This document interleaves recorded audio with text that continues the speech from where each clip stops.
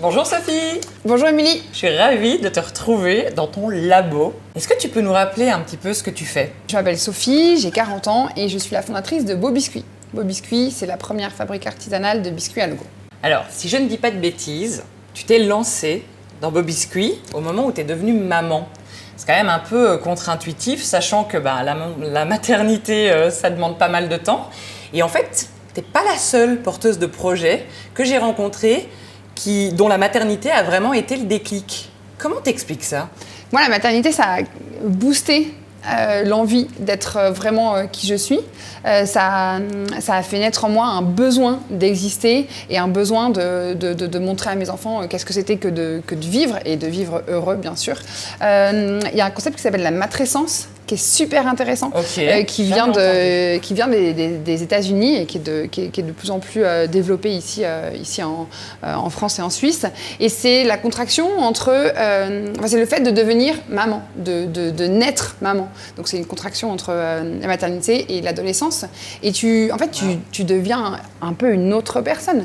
Tu réfléchis vachement différemment, tu te mets complètement de côté parce que tes enfants sont plus importants, ils ont des besoins qui fait que tu as moins de temps pour toi. Et ça te fait rechercher vraiment en toi quel est le sens, pourquoi tu es sur Terre, quel est le but de ton existence. Et c'est quelque chose qui était hyper fort et hyper important pour moi et qui m'a donné envie d'explorer l'entrepreneuriat et de créer ma propre entreprise. Mais ça a dû demander quand même logistiquement une certaine gestion du temps. Parce que des enfants en bas âge, le business, comment t'as managé un peu tout ça? C'est pas toujours évident.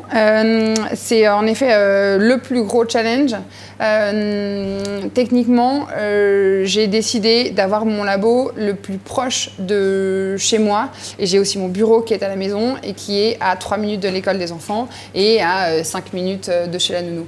Et du coup, tout ça me fait gagner vachement de temps dans les transports. L'école est pas loin. Du coup, s'il y a un truc à gérer avec les enfants, je suis pas loin. Le bureau est à la maison et je peux bosser un peu quand je veux finalement. Ce que je fais, c'est que je prends tout le temps dont les enfants ont besoin pour m'occuper d'eux. Et moi, je bosse surtout le soir. Mon secret à moi pour vraiment mener à bien tous mes projets, c'est de me remettre au boulot, en général après le dîner, et de bosser plutôt en mode nuit. J'ai longtemps lutté contre ça. Parce que c'est aussi contre-intuitif. Et finalement, je suis du soir. Je suis du soir et il faut absolument que je...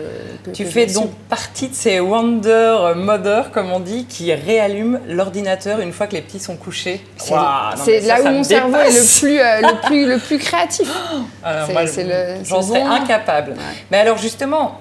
Il doit quand même y avoir de la fatigue. Je sais que chez toi, le développement personnel est hyper important. Tu le lis d'ailleurs beaucoup au développement de ton business. Comment tu fais pour gérer ça, la fatigue aidant, toute cette charge mentale, c'est ce chemin de développement personnel?